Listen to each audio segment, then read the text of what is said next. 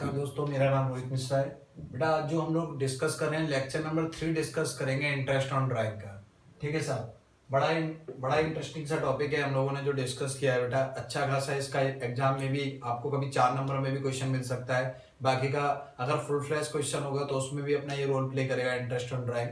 तो हमने क्या डिस्कस किया था इंटरेस्ट ऑन ड्राइंग में। जो हम लोगों ने डिस्कस किया, पहले तो हमने ड्राइंग के बारे में जाना था। ड्राइंग क्या होता है? कोई भी अमाउंट विड्रॉ कर रहा है पार्टनर फॉर पर्सनल यूज के लिए। ठीक है, उसके अलावा हम लोगों ने क्या डिस्कस किया था कि ड्राइंग दो तरीके से हो सकती है, against profit against capital. Against profit वाले पे इंटरेस्ट चार्ज करेंगे, अगेंस्ट कैपिटल वाले पे इंटरेस्ट चार्ज नहीं करेंगे। अगेंस्ट कैपिटल का मतलब होता है अपनी ही कैपिटल से कुछ अमाउंट विड्रॉ कर लेना। उसके बाद में जो हमने डिस्कस किया था इंटरेस्ट ऑन ड्राइंग को, विड्रॉल को भी हमने दो पार्ट पोर्शन में बनाया था। एक बनाया था स्कूल के बच्चे की फीस और दूसरा आया था हमने ड्रंकर के लिए। तो हमने क्या देखा था कि अगर स्कूल के बच्चे की फीस जमा करनी है तो पार्टनर कैसे विड्रॉ कर रहा होगा? रेगुलरली कंसिस्टेंटली कर रहा होगा, कंसिस्टेंटली का, और एक फिक्स अमाउंट निकाल रहा होगा एक फिक्स इंटरवल के बाद में, जिसमें हमने इंटरवल बनाए थे मंथली हो सकता है, क्वार्टरली हो सकता है, हाफ ईयरली हो सकता है। और उसके बाद में अमाउंट भी क्या रहना चाहिए? फिक्स रहना चाहिए। ऐसी सिचुएशन में इंटरेस्ट ऑन ड्राइंग कैसे कैलकुलेट करेंगे? और इसके अलावा एक और मेथड हमने पढ़ा था, या एक और तरीका हमने देखा था ड्राइंग करने का। जो ड्राइंग करने का तरीका था कि साहब आपने जो ड्राइंग विड्रॉल कर रहे हो उसका कोई अमाउंट फिक्स नहीं है, उनके बीच का कोई इंटरवल फिक्स नहीं है, तो आप इंटरेस्ट ऑन ड्राइंग कैसे कैलकुलेट करोगे? तो कोई इंटरेस्ट निकालने का फॉर्मूला हमारा वही होता है जो हमने पहले भी सीखा हुआ है, P into R into T.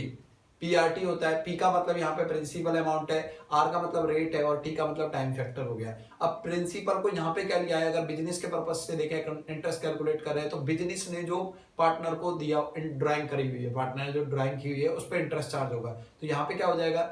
अब क्या हुआ, जो केस नंबर 1 था उसके लिए मैंने पीआरटी में थोड़ा चेंजेस किए। उसमें मैंने क्या किया, इंटरवल इनटू विड्रॉल अमाउंट, कितनी साल में आप कितनी बार निकालते हो इंटरवल, इनटू कितना पैसा एक बार में निकालते हो withdrawal amount, into rate, into time factor. Time factor की जगह आप कंसीडर करोगे एवरेज मंथ को। बेटा एवरेज मंथ कैसे निकालेंगे? एवरेज मंथ का निकालने के लिए भी हमने सीखा था कि जब हम ड्राइंग कर रहे हैं, इसमें बच्चों का डाउट भी आया था कुछ मेरे को। देखो ध्यान रखना है, आपने जब साल में पहली ड्राइंग की है, पहली ड्राइंग आपने की मान के चलो 1 अप्रैल को।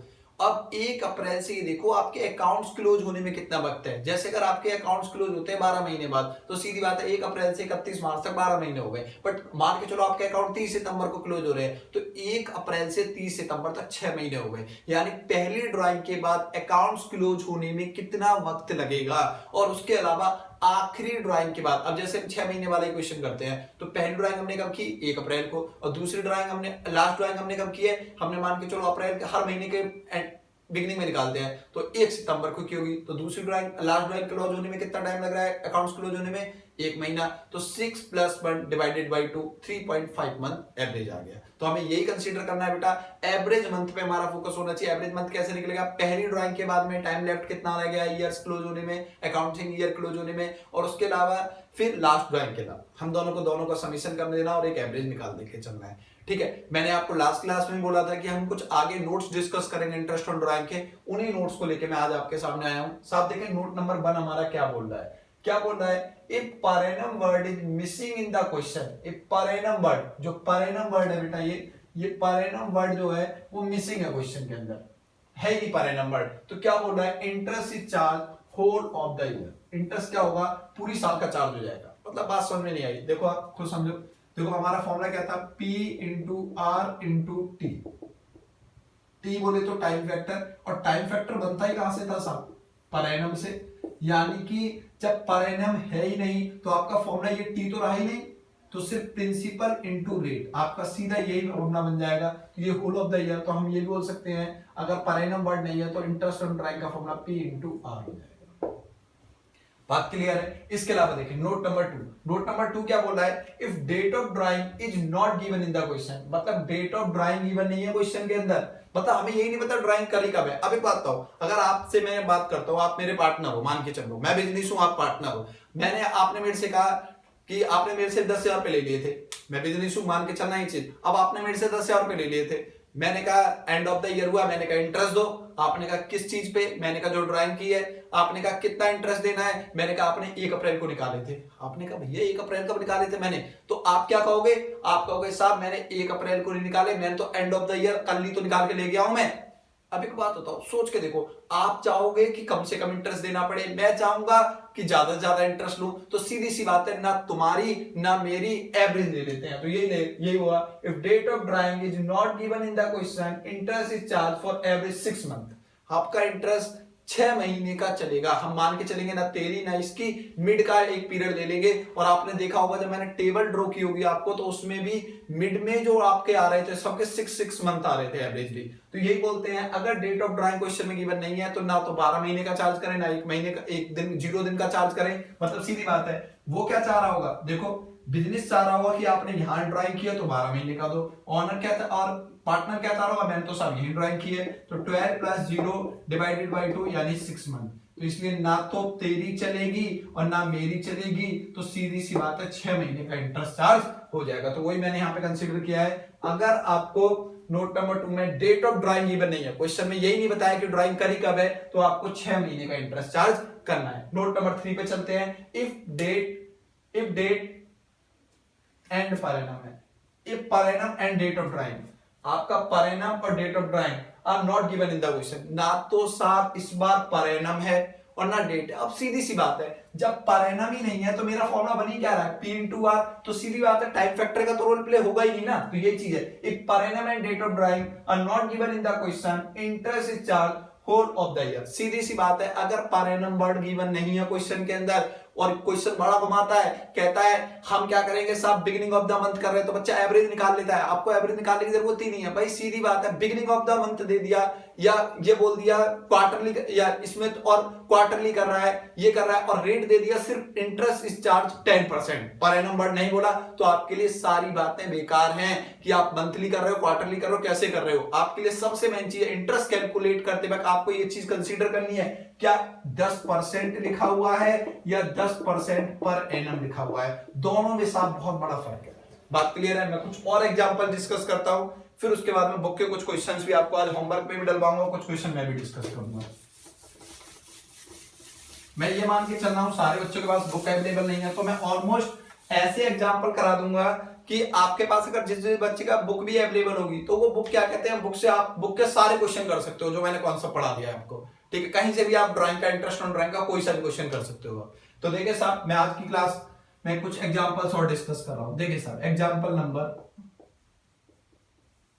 1 आज की क्लास का क्या बोल रहा है साहब, देखो मान के चलो, अच्छा क्वेश्चन करा रहा हूं मैं आपको। मान के चलो ये मिस्टर राम है, इन्होंने यहां पे बेटा 1 अप्रैल को 10,000 रुपए निकालते हैं। बात क्लियर है। अप्रैल के बाद में ये इन्होंने 1 मई को निकाल लिया, फिर 1 मई को फिर 10,000 निकाल लिया, फिर 1 जून को निकाल लिया, फिर 1 जुलाई को निकाल लिया, फिर 1 अगस्त को निकाल लिया, फिर 1 सितंबर को निकाल लिया, फिर 1 अक्टूबर को निकाल लिया। बात क्लियर है। अब क्या हुआ साहब, यहां देखो हर बार ये 10 के निकाल रहे हैं, 10 के निकालते हैं साहब, ये हर बार 10,000 रुपए निकालते हैं। अच्छा एक चीज बताओ, क्या इनके बीच का इंटरवल फिक्स है जब तक ड्राइंग कर रहे हैं? यहाँ पे भी 1 मंथ है, यहाँ पे भी 1 मंथ है, यहाँ पे भी 1 मंथ है, यहाँ पे भी 1 मंथ है। हर बार 1-1 महीने बाद ड्राइंग कर रहे हैं, 1 मई, 1 जून, 1 जुलाई, 1 अगस्त, 1 सितंबर, 1 अक्टूबर।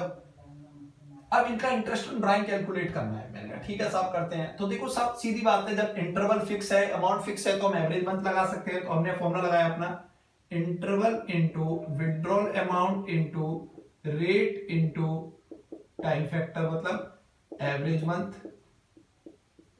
Divided by 12। बड़ा अच्छा क्वेश्चन है साहब, ध्यान से समझना इस चीज को। रेट है मान के चलो आपका, वही अपना घिसा पिटा रेट लेते हैं 10% पर एनम। भैया आप इसे ही क्यों लेते हो बार बार, सब कैलकुलेशन आसान रहती है, आपकी कैलकुलेशन बड़ी स्ट्रांग है, हम तो साहब का कैलकुलेशन आते ही नहीं हमें, तो इसलिए हम यही रेट ले लेते हैं बार बार। देखो साहब 10,000, 1 2 3 4 5 6 7 इंटरवल।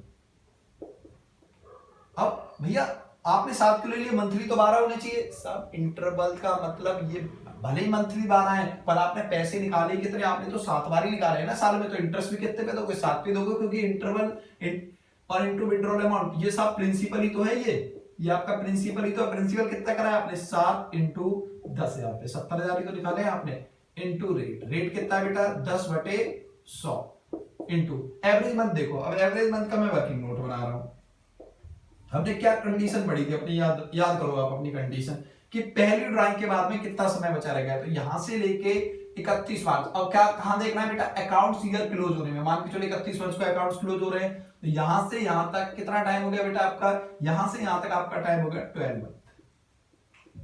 1 अप्रैल से 31 मार्च 12 मंथ प्लस दूसरी देखे लास्ट देखे, लास्ट ड्राइंग, और लास्ट ड्राइंग हम कब कर रहे हैं, देखो 1 जून, 1 जुलाई, 1 अगस्त, 1 सितंबर, और ये है हमारा 1 अक्टूबर। लास्ट ड्राइंग कब कर रहे हैं हम, 1 अक्टूबर। 1 अक्टूबर के बाद 31 मार्च तक कितने मंथ हो गए बेटा, 1 अक्टूबर छोड़ो, अक्टूबर, नवंबर, दिसंबर, जनवरी, फरवरी, मार्च, 6 मंथ डिवाइडेड बाई 2, तो कितना आ गया ये, एवरेज 9 मंथ आ गया। ये तो टेबल में लाई नहीं किया, तभी तो मैंने कहा था ये फॉर्मूला आपको याद रहना चाहिए, ये ट्रिक आपको याद रहनी चाहिए। तो टेबल से रट्टा लगा के काम नहीं चलेगा। यहाँ पे कितना आ गया, 9/12, कैलकुलेट कर लो आप आराम से,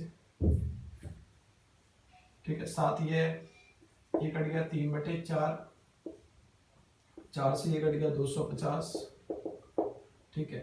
ये कितना हो गया, 250 इंटू 3, 750, 7, 7 का 0, 7 पंजे 35 का 5, हाँ से लगा 3, 7 7 49 और 3, 52, 5250 रुपए। ये आपका क्या बन गया, इंटरेस्ट ऑन ड्राइंग। बात क्लियर है, चलिए सर इस एग्जाम्पल को आप लोग नोट कर लें, बहुत अच्छा एग्जाम्पल है, इस एग्जाम्पल को आप प्रॉपर नोट करें, इसको भी आप स्क्रीनशॉट लेने सबका इनका। मैं 3 तक काउंट कर रहा हूं, 1 2 3, डन।